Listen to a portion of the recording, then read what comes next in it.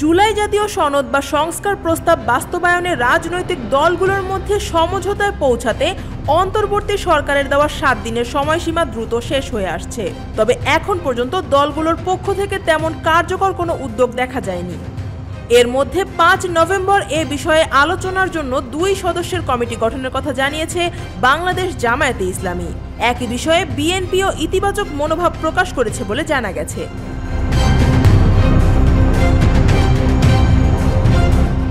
এদিকে জুলাই সনদ বাস্তবায়ন প্রশ্নে বিএনপি ও জামায়াতে ইসলামের মধ্যে মতপার্থক্য কমাতে এবং একটি রাজনৈতিক সমঝোতা গড়ে তুলতে 6 দলীয় গণতন্ত্র মঞ্চ, জাতীয় নাগরিক পার্টি, গণ অধিকার পরিষদ, এবি পার্টি সহ 9টি দল পৃথকভাবে বিএনপি ও জামায়াতের সঙ্গে বৈঠকে বসার পরিকল্পনা করছে।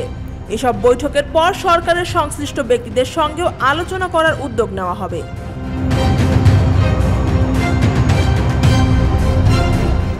5 নভেম্বর বিকেলে এই 9 দলের শীর্ষ নেতারা বৈঠক করে এ বিষয়ে একমত হন। দলগুলোর একটির শীর্ষ নেতা গণমাধ্যমকে বলেন, তাদের লক্ষ্য হচ্ছে গণভোটের সময়সূচি নিয়ে জামায়াতকে সম্মত করা এবং জুলাই সনদে ভিন্নমত কমিয়ে এনে বিএনপিকে একটি মাঝামাঝি অবস্থানে আনা। জামায়াতে ইসলামের সংবাদ বিজ্ঞপ্তিতে জানানো হয়েছে, নির্বাচনী কাঠামো, জুলাই সনদ বাস্তবায়ন ও গণভোটের বিষয়ে সমঝোতামূলক রূপরেখা তৈরির লক্ষ্যে 2 সদস্যের কমিটি করা হয়েছে।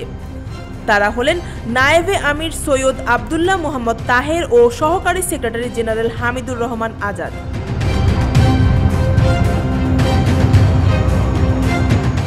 মঙ্গলবার রাতে দলের কেন্দ্রীয় নির্বাহী পরিষদের বৈঠকে দলের আমির ডক্টর শফিকুর রহমানের সভাপতিত্বে আলোচনার পর এই সিদ্ধান্ত নেওয়া হয়।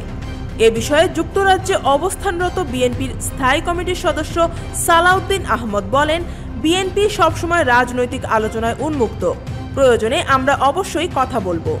এর আগে 3 নভেম্বর উপদেষ্টা পরিষদের জরুরি বৈঠকে সরকার জানায়, রাজনৈতিক দলগুলো যদি 7 দিনের মধ্যে ঐকমত্যে না পৌঁছায় তাহলে সরকার নিজস্ব সিদ্ধান্ত নেবে। অন্যদিকে এবি পার্টির চেয়ারম্যান মুজিবুর রহমান মঞ্জু বলেন, জুলাই সনদের বিষয়ে রাজনৈতিক দলগুলোকে কোর্টে ঠেলে দিয়ে সরকার দায়িত্বহীন আচরণ করেছে। তবে রাষ্ট্রের এই সংকটময় সময়ে দলগুলোকে দায়িত্ব নিতে হবে।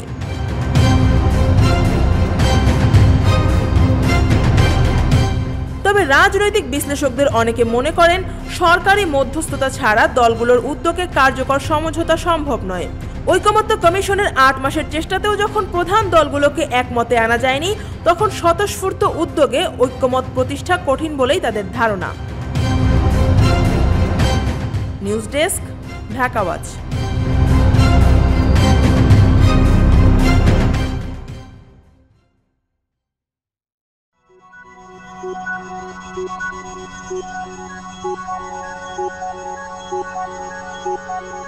Thank you.